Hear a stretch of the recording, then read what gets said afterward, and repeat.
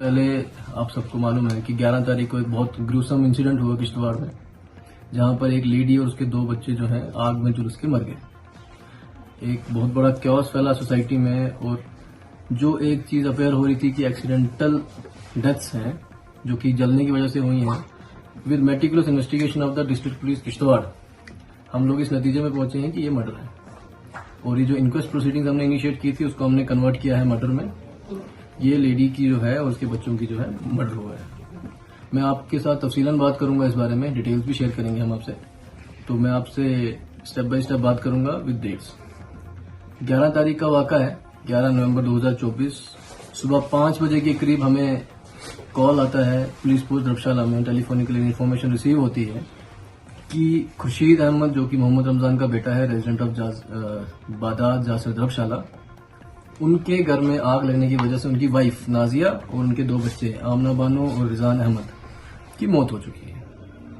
इसी इन्फॉर्मेशन पे police team धर्मशाला जो है इंक्वेस्ट प्रोसीडिंग इनिशिएट करते हैं अंडर सेक्शन 194 BNSS, और पुलिस टीम जो कि कॉन्स्टिट्यूटेड, जिसमें हमारे चौकी ऑफिसर अंकुश जी हैं और हमारे SHO साहब जो है वहां पे रश करते हैं स्पॉट पे।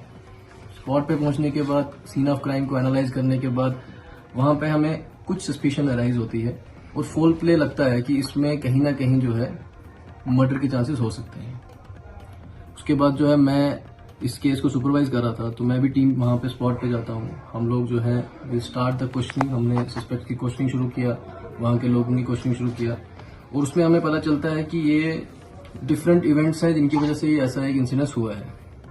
आपको मैं बताना चाहूंगा, क्वेश्चनिंग पे हमें ये चीज पता चलती है कि जो ये खुर्शीद अहमद है, इसकी 2 शादियां हुई हैं। एक नाजिया जो जिनकी फोत हो गई है, जो जिनकी डेथ हो गई है, और दूसरी लड़की है जिसका नाम है आमना बेगम, जो कि हमारी मेन सस्पेक्ट है। आसमा बेगम जो कि हमारी मेन सस्पेक्ट है। तो आसमा बेगम ने, इस खुर्शीद ने आसमा बेगम के साथ पिछले 1 साल पहले शादी की है और इसके साथ बाकी शादी की थी। आसमा बेगम भी ऑलरेडी मैरिड थी और इन दोनों की शादी हुई। शादी होने के बाद दोनों लेडीज में जो है बहुत से डिफरेंसेस क्रिएट हुए आपस में। एक ही घर में रहने की वजह से इन लोगों के बीच में आपसी रोज की रंजिशें और लड़ाई झगड़े होते रहते थे। आसमा बेगम बीमार रहने लगी और उसे ये लगा कि मेरी बीमारी का कारण जो है वो नाजिया है और नाजिया का जादू टोना है। तो उसे ऐसा लगा कि वो जादू करती है, जिसकी वजह से जो है मैं बीमार रहती हूँ।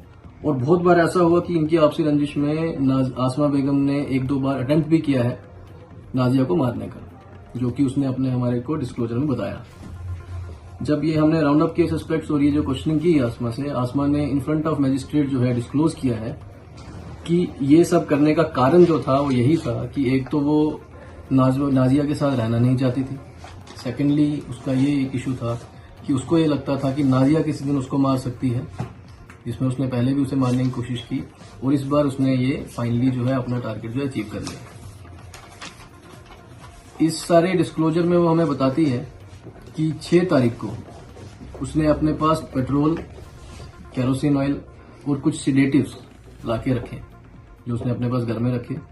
और 10 तारीख को, जिस रात का ये इंसिडेंस है, अर्ली मॉर्निंग सुबह 4 बजे का, 10 तारीख को ये रात को जो है उसी घर में रहती हैं, जिस घर का मैं आपको अगर वो भी बता दूं कि घर में कितने कमरे हैं। जस्ट 2 कमरे हैं उस घर में, एक लॉबी है और एक किचन। एक घर में, एक कमरे में लड़की आसमा रहती थी और एक कमरे में नाजिया और उसके बच्चे। उस रात को उस घर में मौजूद लोग खाली आसमा है और नाजिया और उसके 2 बच्चे हैं। रात के तकरीबन 10 बजे आसमा नाजिया को कॉल करती है और उसे ये कहती है कि आप आज दरवाजा बंद नहीं करना, क्योंकि मैंने अपना जो है दांत निकलवाया है डॉक्टर से और मुझे पेन है, तो क्या पता मुझे तुम्हारी रात को जरूरत पड़े। इस पे नाजिया जो है वो दरवाजा खुला रखती है और कहती है कोई बात नहीं। ये उसने अपने डिस्क्लोज किया in front of executive magistrate Asma ने। मैं उसकी बात बता रहा हूँ आपको, डिस्क्लोजर में क्या बताया उसने। उसी सिलसिले में जो है आसमा बीच में उठती है और अपने लिए कावा बनवाती है। जब वो कावा बनाती है तो वो नाजिया से भी पूछती है कि तुम पियोगी, तो नाजिया बोलती है हाँ मेरे लिए भी बना दो। उस कावे में वो लड़की जो है वो सिडेटिव्स मिलाती है नाजिया में के कावे में। उसमें 4 से 5 टेबलेट्स वो डालती है सिडेटिव्स की और उसको पिला देती है। फिर ये सब करने के बाद वो वेट करती है रात के 4 बजे तक, तकरीबन 4 बजे तक वो वेट करती है कि ये बेहोश होती है कि नहीं होती है।